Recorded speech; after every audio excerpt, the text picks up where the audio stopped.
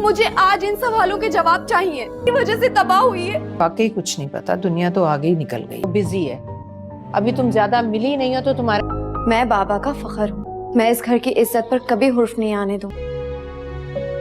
असल बेरंग के आने वाले एपिसोड में आप देखेंगे कि महरोज के मर जाने के बाद जब महरोज की माँ सारा का सारा इल्जाम एनी पर लगा रही होगी तो यहाँ पर एमएल आएगी और उसे कहेगी कितना सब करने के बाद भी आप अब भी एनी को कसूरवार ठहरा रही हैं, जबकि इस सब का जिम्मेदार और कोई नहीं बल्कि आप हैं। आप जानती थी ये सब कुछ होने वाला है, फिर भी आपने मेरी बहन की जिंदगी तबाह कर दी। तो वो उसे कहेगी कि तुम इस तरह से मुझसे कैसे बात कर सकती हो, तुम जानती भी हो तुम किससे बात कर रही हो। तो वो उसे कहेगी कि मैं सब कुछ जान चुकी हूँ और अब मैं बिल्कुल भी खामोश नहीं रहूंगी। आप लोगों ने हमें धोखा देकर ये शादी तो करवा ली और अब आप एनी को हमदर्दी देने के बजाय उसे ये सब कुछ कह रही है। तो नेक्स्ट सीन में आप देखेंगे कि शहरयार आएगा और एमएल को कहेगा कि इस वक्त तुम्हें एनी को संभालने की ज़रूरत है। अगर तुम भी जज्बाती हो जाओगी तो एनी को कौन संभालेगा? एनी को इस वक्त तुम्हारी बहुत ज़रूरत है। तो वो उसे कहेगी कि आखिर मैं भी क्या करूं? आंटी ने बिल्कुल भी ठीक नहीं किया, अब मेरी बहन का क्या होगा? उसकी तो पूरी ज़िंदगी ख़राब हो गई, अभी तो उसकी ज़िंदगी शुरू ही हुई थी। वो क्या सोचेगी कि एक बहन का घर बस गया और एक का तबाह हो गया। नेक्स्ट सीन में आप देखेंगे कि शहरयार की माँ जब आएगी और एनी को कहेगी कि तुमने मेरे बेटे का बिल्कुल भी ख्याल नहीं किया।